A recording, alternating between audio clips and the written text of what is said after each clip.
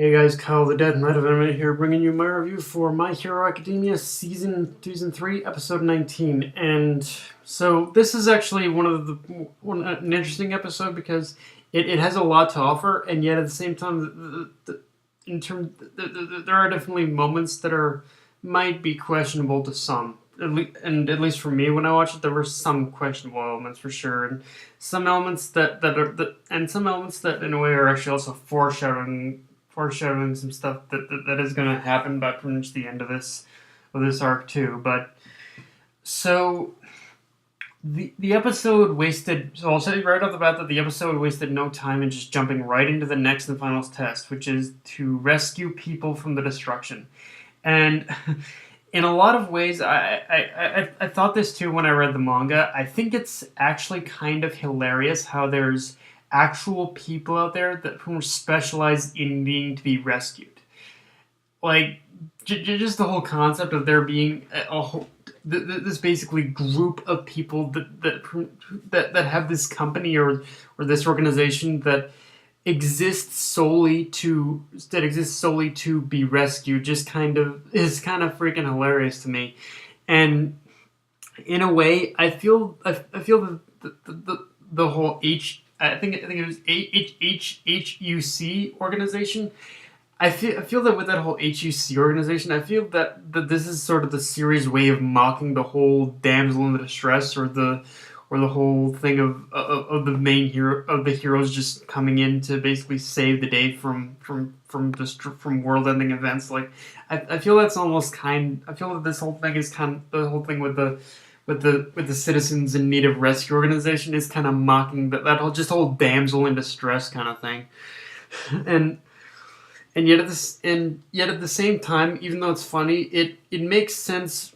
It makes sense in terms of the whole setting of this.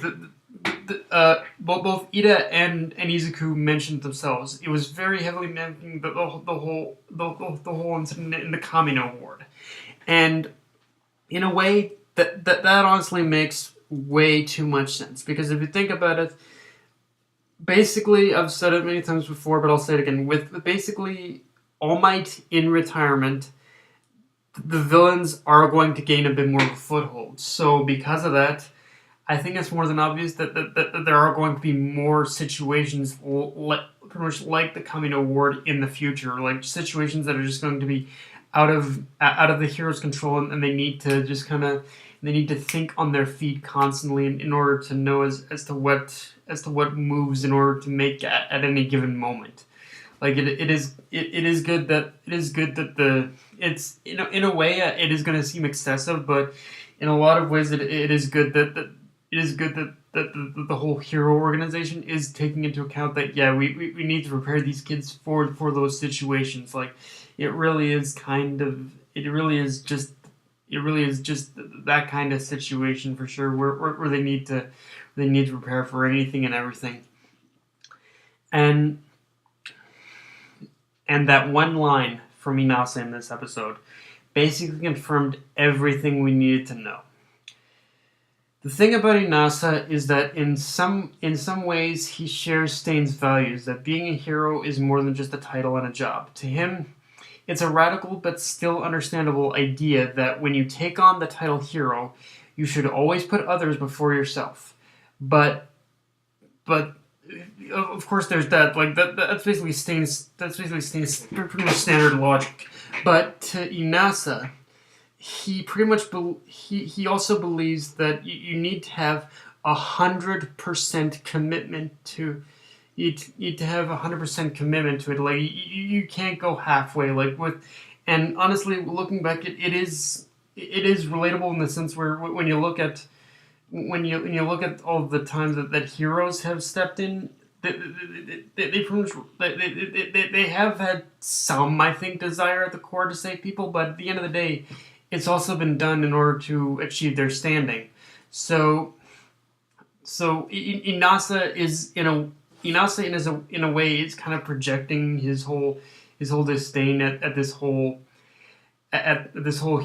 how the hero system has worked thus far, and and he just wants to change it where people where his ideas are the ones that kind of change things. Um, like to him, you basically need to have 100% commitment to in fact do more than just fight villains. Basically, is what I'm saying, and basically to Inasa Endeavor is the worst example of both when this idea is corrupted and Endeavor is just the polar opposite to pretty much everything he believes in. So because of that, and so it's weird in a sense, but you could say that Inasa believes in the purest form of heroism. But I will say where I think the radical side of Inasa's beliefs comes in is that he seems to believe that there's only one path to being a hero, and because of that straightforward line of thinking, that is what's caused his own animosity towards Todoroki. Because of the path Endeavor chose as a hero, he thinks Todoroki, despite all the development he's gotten up to this point, is still destined to follow his father's path. And well, I can't necessarily agree with that particular aspect. You definitely know that this is going to dig up some old wounds in Todoroki, so it should be interesting to see how Inasa's little declaration is going to affect Todoroki for the entire rest of this exam. Because right now there are a few hints that are maybe. I think this might even affect Todoroki. Nothing has been confirmed yet, but I'm almost wondering if this might be affecting Todoroki to the point where he's gonna fail the exam. But I guess we'll just have to see. But yeah, it was just we just from that one conversation, we just got so much characterization on Inasa that it was just incredible. Like, yeah, Inasa does have too much of a straightforward line of thinking, but at the same time, it's really understandable. Now, one thing I want to talk about is the Ochako scene, because honestly, I don't know what to think about it. On one hand, it's great development for her in terms of her basically further coming into her own and developing into what kind of hero she wants to be. But on the other hand, I'm still trying to decide if that particular development was even necessary or not. I mean, yes, the build-up was there from pretty much all the flashbacks we got. We pretty much basically see how she kept being reminded of her little crush on Izuku. But the thing that kind of bothers me about that is that I thought we kind of already established that she.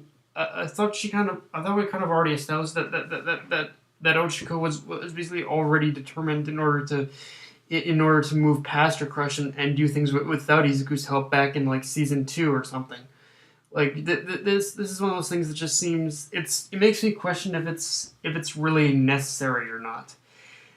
The only way I can defend the Ochako scene is honestly is that she was starting to doubt herself and she was starting to doubt herself as if she could really survive without Izuku, and this brought it back full circle. But yeah, I think I'm actually going to leave it to you guys in the comment section, because I'm very much split. On one hand, it works, but on the other hand, there is a part of me that is kind of doubting it. So, yeah, I'll leave that one up to the comment section.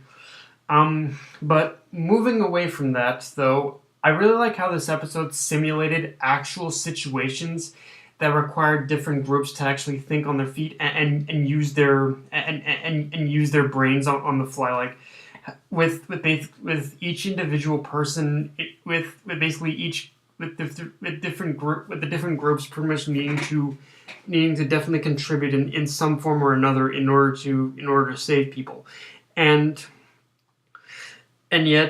and the thing is, like, it really, one thing I think that was really put to the test in terms of this whole rescue operation that was these rescue operations that were going on, is that it really tested those with basically quirks that could in fact be destructive. So it really tested to see how each quirk and no matter what type it was could really be used in order to save people. Like even the most and how even the most destructive quirk could even be used in order to save people if it was used correctly. So there's also a bit of a lesson about controlling your quirk in there as well.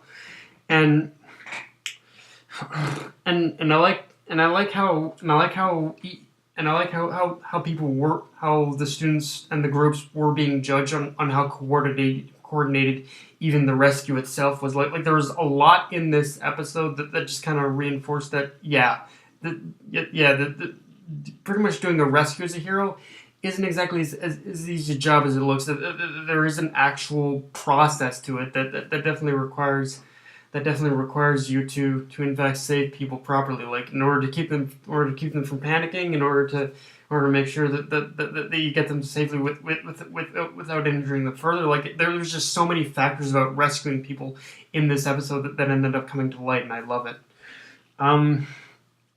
Now I know, and okay, I know it was played up for comic relief, but I really want you guys to remember that scene in this episode of Bakugo acting like an ass towards those faux rescue victims, because trust me, it is going to come back to bite him in the ass later on. It is going to do that. Like, as much as trust me, like, that is definitely going, looking back, I can't realize how such a simple scene ended up being his downfall. But yeah, it's definitely going to come back to bite him in the ass. I'm probably already giving away too much, but yeah. Just keep that scene in the back of your mind, guys. Now, okay. I don't usually talk about the preview, but in this case, I kind of do.